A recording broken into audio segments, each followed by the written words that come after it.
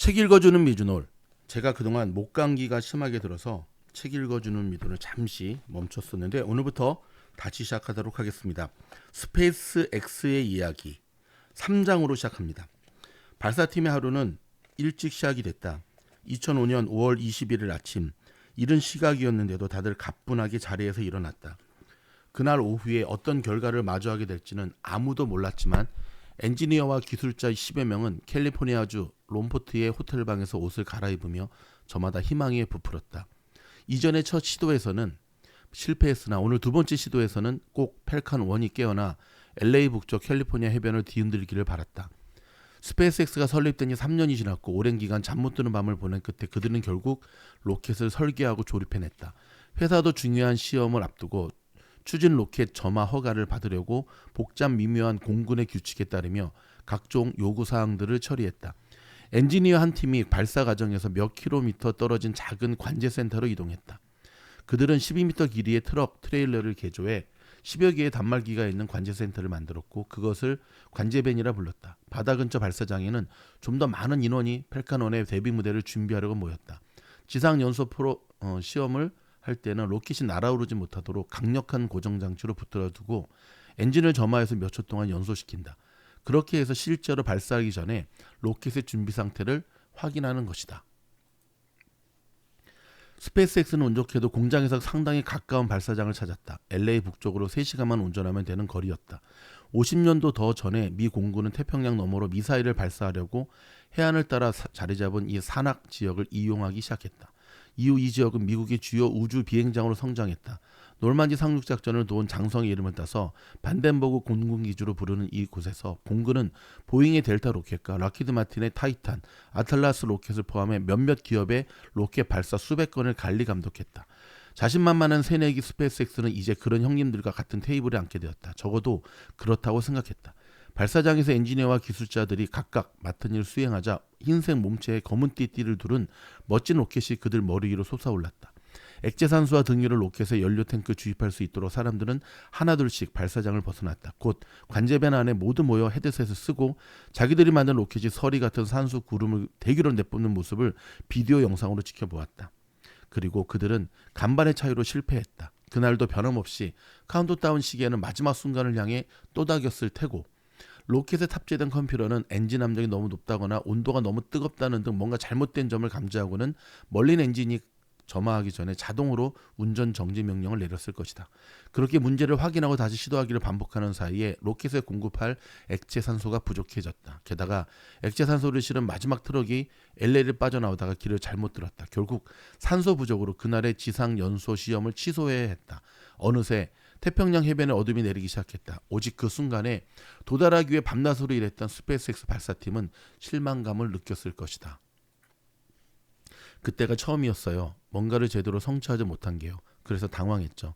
반덴버그의 스페이스X 발사장을 확보하는데 큰 몫을 했던 엔지니어 앤 시너리가 그날을 회상했다. 모두 다 좀 힘들어했습니다. 로켓을 정지하고 시설들을 잠근 후 지치고 낙담한 직원들은 발사장을 벗어나 가장 가까운 번화가인 롬포크로 가서 슬픔을 달랬다.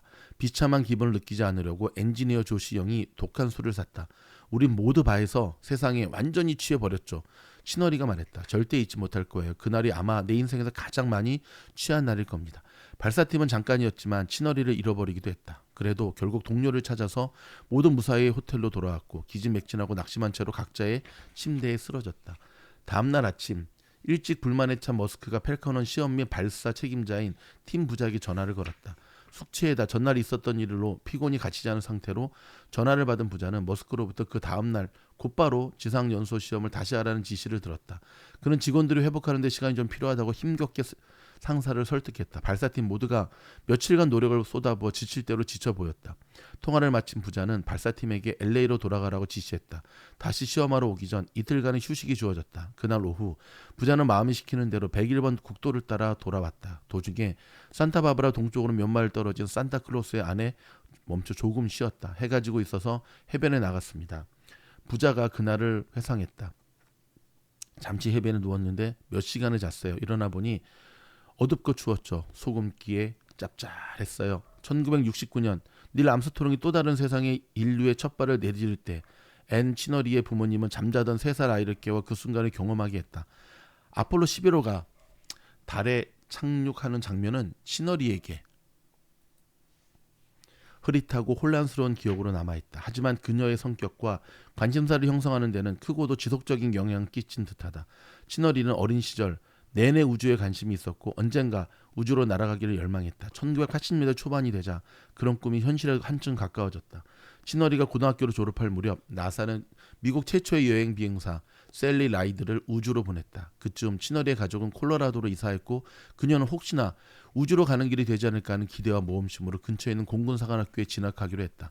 치너리는 우주공학 학위를 받은 뒤 10년 넘게 공군에 복무했으며 꿈은 치너리가 꿈꾸던 모험을 일부나마 실현하게 해주는 제2의 고향이 되었다. 그녀는 인공위성 제작에 참여했고 외국산 탄도미사일의 위협성을 평가했으며 발사업체들을 지원하면서 반대모고 공군기지에서 하루하루를 보냈다. 그러다 20세기가 저물어갈 무렵 치너리는 앞날에 대한 새로운 고민하기 시작했다.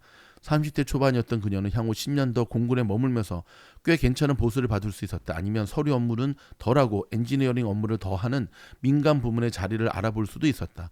어느 날 치너리는 충동적으로 달 식민지와 탐사에 관한 컨퍼런스에 참석했고 그곳에서 제임스 워치를 만났다. 워치는 마이크로짐의 당시 회장이었다. 1999년에 워치의 회사로 옮긴 치너리는 곧 그윈 쇼델과 한스 퀘니스만과 같은 동료들과 친구가 되었다. 그런데 친구들이 회사 하나둘 회사를 떠나기 시작했다. 2002년 5월에 퀘니스만이 가장 먼저 회사를 그만두었고 몇 달 즈음에는 쇼델이 떠났다. 치너리 역시 그해 9월에 마이크로짐을 떠나기로 마음먹었다. 심신이 다 소진된 듯한 느낌을 받은 그녀는 로키드 업체를 벗어나 쉬고 싶었다. 그런데 이제는 스페이스X에서 일하는 친구들이 치너리에게 계속 연락을 해왔다. 그해 가을에 친구들은 열세군도 사무실에 면접을 보러 오라고 치너리를 설득했다. 펠칸 1을 발사할 장소를 찾는 일에 관해서라면 치너리의 이력이 분명 도움이 되리라는 걸 친구들은 알고 있었다. 치너리라면 공군 경력으로 반덴버그 공군기지와의 연락망을 확보하고 군사적 승인이 필요한 일을 쉽게 처리할 것이 분명했다. 그러나 신규 고용에 적극적이던 머스크가 이번에는 달랐다. 그는 별다른 인상을 받지 못하고 치너리의 면접을 끝냈다. 자신이 원하는 목표에 그렇게 뚫어지게 집중하는 사람은 본 적이 없어요. 치너리가 면접 경험을 이야기했다. 그는 아주 진지했는데 지독하게 위협적으로 느껴졌어요. 그 사람과 면접 보는 건 힘들어요. 입사 제한은 없었다. 하지만 그녀의 친구들은 포기하지 않았고 2003년 초에 치너리는 자문역으로 스페이스X에 합류했다. 곧 그녀가 지난 10년간 반덴버그에서 일했던 경험이 스페이스X에 큰 이익을 안겨주었다. 치너리는 반덴버그 사람들을 잘 알았으며 그 기지가 어떻게 돌아가는지도 알았다. 치너리는 그의 말에 정기적으로 고용되었다. 딱 한 번 머스크의 직관이 빗나갔다. 초기의 일로는 외부 기관과의 상호작용이 얼마나 중요한지 또 그게 얼마나 어려운지 이해를 못했습니다. 치너리가 설명했다. 공군은 로켓 설계부터 개발, 발사 등 모든 과정을 관리 감독하고 싶어합니다. 그런 사실을 일로는 전혀 몰랐던 거예요. 하지만 그건 내 전문 분야였죠. 스페이스X는 반덴버그에서 로켓을 날리고 싶어했다. 반덴버그는 그 회사 공장에서 가장 가까운 발사장이었고 그곳에서 발사한 로켓은 육상 구간을 비행하지 않고 거의 정남향으로 날아갈 수 있기 때문이다. 이렇게 하면 위성을 극궤도로 올리는데 유리하고 극궤도에 오른 위성은 남극 상공을 지난 다음 북극 상공을 지나게 된다. 지구가 위성 아래에서 자전함에 따라 극궤도에 있는 위성은 하루 안에 지구 전체를 관측할 수 있다. 스페이스X는 펠컨 1을 작은 상업용 위성을 쏘아 올리는 계획이었고 그런 위성 대다수 같은 이유로 극궤도를 돈다.